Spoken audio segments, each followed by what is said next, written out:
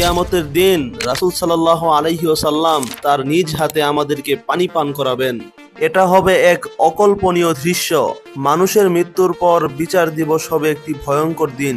সেই দিন সূর্য মানুষের মাথার খুব কাছাকাছি থাকবে, যার ফলে মানুষ পিপাসায় ছটফট করতে থাকবে। তখন রাসূল সাল্লাল্লাহু আলাইহি ওয়াসাল্লাম তার উম্মতের জন্য একটি বিশেষ পানির ব্যবস্থা করবেন, যার নাম হলো হাউজে কাউসারের পানি।